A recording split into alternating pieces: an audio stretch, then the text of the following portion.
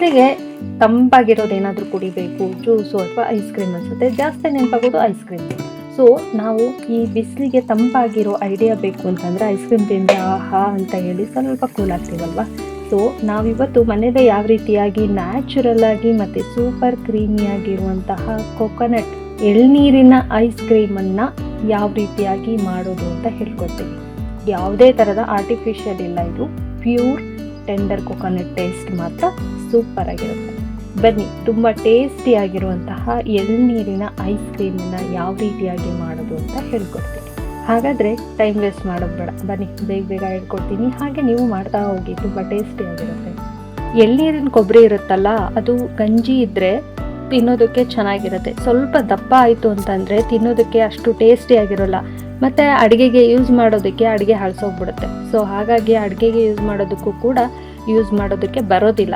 So ಹಾಗಾಗಿ ಈ ಥರದ್ದು ತಿನ್ನೋದಕ್ಕೂ ಸ್ವಲ್ಪ ಕಷ್ಟ ಆಗೋದ್ರಿಂದ ಈ ಥರ ಐಸ್ ಕ್ರೀಮ್ ಮಾಡ್ಕೊಂಡ್ಬಿಟ್ರೆ, ಅದರಲ್ಲೂ ಈ ಬಿಸಿಲಲ್ಲಿ ತುಂಬ ಕೂಲ್ ಅಂತ ಅನಿಸುತ್ತೆ.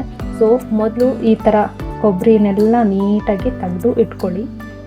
ಈ ಬಿಸಿಲಿಗೆ ಕೊಕೊನಟ್ ತುಂಬ ಒಳ್ಳೆಯದು, ನಮ್ಮ ಸ್ಕಿನ್ಗೆಲ್ಲ ತುಂಬ ಗ್ಲೋ ಕೊಡ್ತಾ ಹೋಗುತ್ತೆ. ಸೊ ಹಾಗಾಗಿ ಎಳ್ನೀರು ಕೊಬ್ಬರಿ ಅಥವಾ ಹಸಿ ಕೊಬ್ಬರಿ ಈ ಥರದ್ದು ಯೂಸ್ ಮಾಡ್ಬೋದು. ಜೊತೆಗೆ ಈ ಐಸ್ ಕ್ರೀಮ್ ಮಾಡೋದಕ್ಕೆ ಎಳ್ನೀರೇ ಬೇಕು, ಎಳ್ನೀರು ಕೊಬ್ಬರಿನೇ ಆಗಬೇಕು ಅಂತ ಏನಿಲ್ಲ. ಮಾಮೂಲಿ ತೆಂಗಿನಕಾಯಲ್ಲೂ ಕೂಡ ಮಾಡ್ಬೋದು, ಬಟ್ ಇದೇ ಪ್ರೋಸೆಸ್ ಎಲ್ಲದಕ್ಕೂ.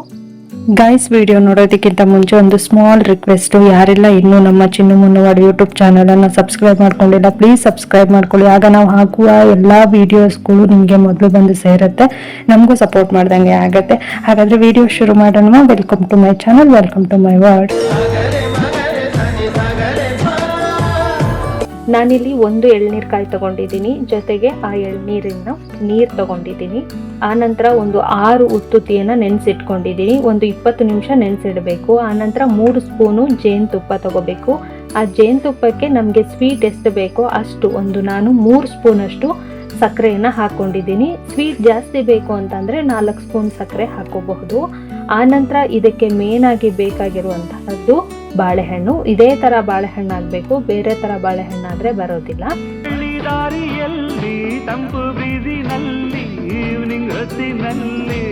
ಆನಂತರ ಒಂದು ಮಿಕ್ಸಿ ಜಾರ್ಗೆ ನಾವೇನು ಹೆಚ್ಚಿಟ್ಕೊಂಡಿರುವಂತಹ ಗಂಜಿ ಕೊಬ್ಬರಿ, ಆನಂತರ ಗಂಜಿ ಕೊಬ್ಬರಿ ಸ್ವಲ್ಪ ದಪ್ಪ ಇತ್ತು ಅಂದರೆ ಅದನ್ನು ಸ್ವಲ್ಪ ತುಂಡು ಮಾಡಿ ಹಾಕೊಳ್ಳಿ. ಆನಂತರ ನೆನೆಸಿಟ್ಟಿರುವಂತಹ ಉತ್ತುತ್ತಿ ಇಟ್ಕೊಂಡಿರುವಂತಹ ಬಾಳೆಹಣ್ಣು ನೀಟಾಗಿ ಕಟ್ ಮಾಡಿ ಹಾಕೊಳ್ಳಿ. ಆನಂತರ ನಾವು ಸಕ್ಕರೆ ಮತ್ತು ಜೇನುತುಪ್ಪ ಮಿಕ್ಸ್ ಮಾಡಿದ್ವಲ್ಲ, ಆ ಮಿಕ್ಸು ಇದಿಷ್ಟನ್ನು ಹಾಕಿ, ಜೊತೆಗೆ ಸ್ವಲ್ಪ ಎಳ್ನೀರನ್ನು ಆ್ಯಡ್ ಮಾಡಿ. ತುಂಬ ಜಾಸ್ತಿಯಾಗಿ ಹಾಕಬಾರ್ದು, ಯಾಕೆಂದರೆ ಇದು ತುಂಬ ತಳ್ಳಗೂ ಆಗಬಾರ್ದು, ತುಂಬ ಗಟ್ಟಿನೂ ಆಗಬಾರ್ದು. ಸ್ವಲ್ಪ ನಾರ್ಮಲಾಗಿ ರುಬ್ಕೊಂಬಂದು ತೋರಿಸ್ತೀನಿ ಯಾವ ರೀತಿಯಾಗಿರಬೇಕು ಅಂತ ಹೇಳಿ. ನೋಡಿ, ಈಗ ತೋರಿಸ್ತೀನಿ. ನೋಡಿ, ಈ ರೀತಿಯಾಗಿ ಇರಬೇಕು. ತುಂಬ ತಳ್ಳಗೂ ಅಲ್ಲ, ತುಂಬ ದಪ್ಪನೂ ಅಲ್ಲ, ಈ ರೀತಿಯಾಗಿ ಬರಬೇಕು. ನೋಡಿದ್ರಲ್ವಾ, ಇವಾಗಲೇ ಘಮ ಅಂತ ಇದೆ, ತುಂಬ ಟೇಸ್ಟಿಯಾಗಿರುತ್ತೆ, ಮಾಡ್ಕೊಳ್ಳಿ. ಆನಂತರ ಇದನ್ನು ಲೋಟ ಅಥವಾ ಈ ಥರ ಕಪ್ಗಳಿಗೆ ನಿಮಗೆ ಏನೇನು ಸಿಗುತ್ತೋ ಅದಕ್ಕೆ ಹಾಕ್ಕೊಳ್ಳಿ.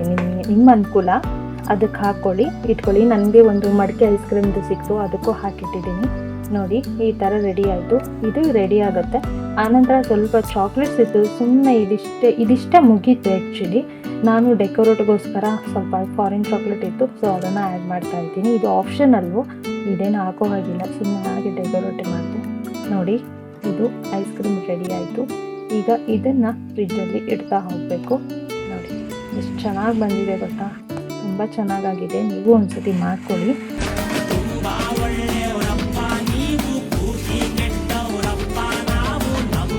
ನೋಡಿ, ಈಗ ಇದನ್ನು 2 ಅವರಷ್ಟು ಫ್ರಿಜ್ಜಲ್ಲಿ ಇಟ್ಕೊಳ್ಬೇಕು. ಆನಂತರ ಓಪನ್ ಮಾಡಿ ನೋಡಿದ್ರೆ ಸೂಪರ್ ಆಗಿರೋ ಐಸ್ ಕ್ರೀಮ್ ರೆಡಿ ಆಗುತ್ತೆ.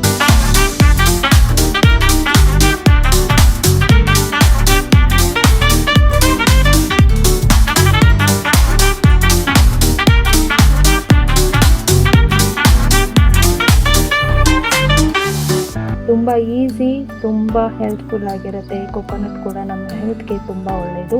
ಸೊ ನೀವು ನಿಮ್ಮ ಮನೇಲಿ ಮಾಡ್ಕೊಳ್ಳಿ. ಟೇಸ್ಟ್ ಹೇಗಿತ್ತು ಅಂತ ನನಗೆ ತಿಳಿಸಿ. ಮತ್ತೆ ಮುಂದಿನ ವಿಡಿಯೋದೊಂದಿಗೆ ಭೇಟಿಯಾಗ್ತೀನಿ. Thank you so much.